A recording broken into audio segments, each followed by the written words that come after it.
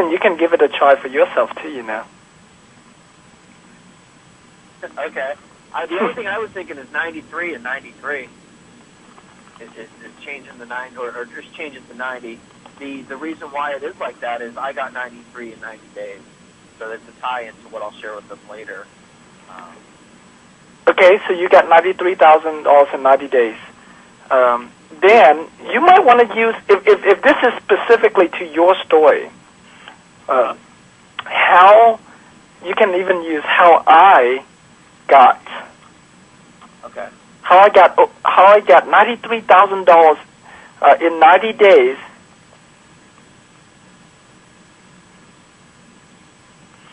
Okay, without setting foot inside a bank. With no paperwork. Did you have good credit or bad credit when you did it, Dustin? I had good credit. But if you're in that situation where you don't have good credit, our system shows you a way around that. Because that would be a good headline. How I got $93,000 in 90 days with bad credit or something like that. Well, then you can do then you can do this. How you can get $93,000 in 90 days, ...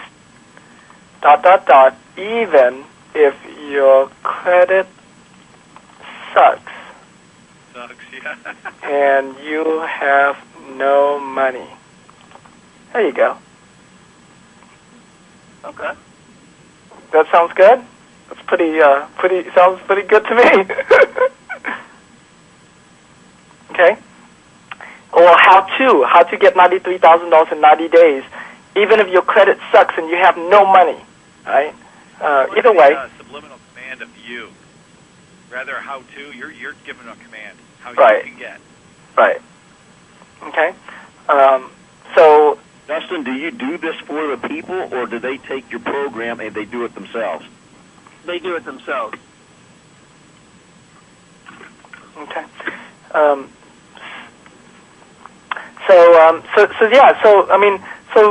So you brainstorm this, right? You write down a bunch of them. I mean, oftentimes when I'm doing a headline like this, I would try to write down like at least 20 to 50 different headlines, and then pick the best one that rings for me.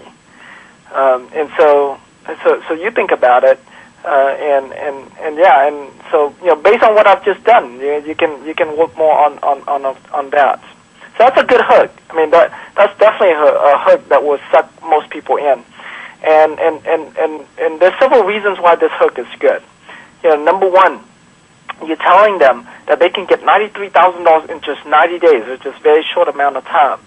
And number two, most of our customers, their credit's bad, okay? And so you bring it out right up front. Even if your credit sucks, they know that, okay? So that's speaking right at them. That's speaking their language. And then again, and you have no money. That's what they thinking in their head. I don't have any money, And so you're speaking right at them. And really, this headline could be used. Could be used for anything.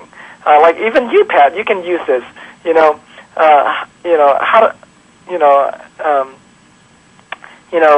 can even use how to make, X amount of dollars. Okay. How to make X amount of dollars. How to make X amount of dollars on dead short sell leads, ... even if your credit sucks and you have no money. I mean, I'm just having fun here. This is not necessarily the greatest headline you can use, but it drives a point here. Huh? How about dead deals? Yeah, dead deals. Not everyone's a short sale investor, but everyone can kind of know what a dead deal is. Right. Yeah. Okay. Just a thought. How to make action on dead deals, even if okay. Yeah. So that's just throwing it out. Notice a couple of things I did, Dustin, is I took this down thing in much further down here. Because you don't want this information to be in the middle of your headline. because these are just extra stuff. And Tim or Dustin, is it easy? Is getting this $93,000? Is it easy? As easy as my fifth grader can do it. As easy as step 1, 2, oh yeah, that's 3. good. No rock. It's not rocket science. Is it easy, Dustin? Yeah, I mean, all you have to do is show up in front of the computer, and we just teach you. Just watch the computer screen. Just follow the roadmap. So as easy as 5 minutes? No. Okay.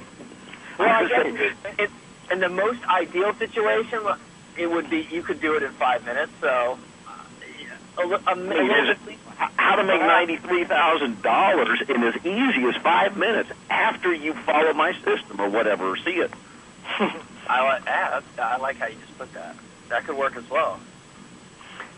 Because I'm all about making $93,000 or having $93,000 in the credit line in 5 minutes. I can handle that. I can believe it. Okay.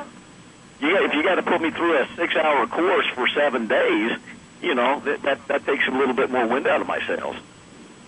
Yeah. My second grade teacher made $93,000 on her lunch break.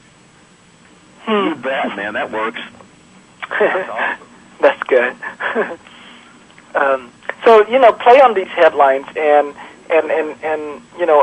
find the ones that grab the most attention. Remember, your purpose with this headline isn't to sell them on your course. Your purpose of this headline is to get them to stay on and listen to what you have to say next. Okay? What is this about, Dustin?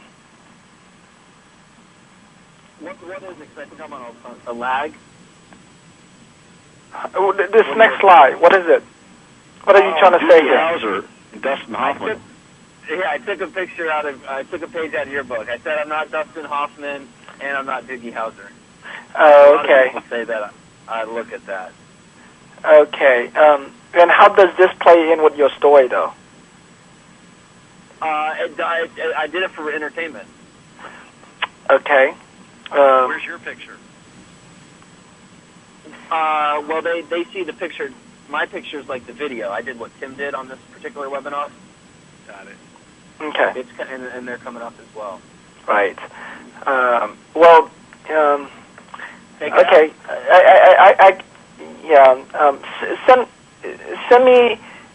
Send me to a link of one of your webinar presentation. Let me watch that. Okay.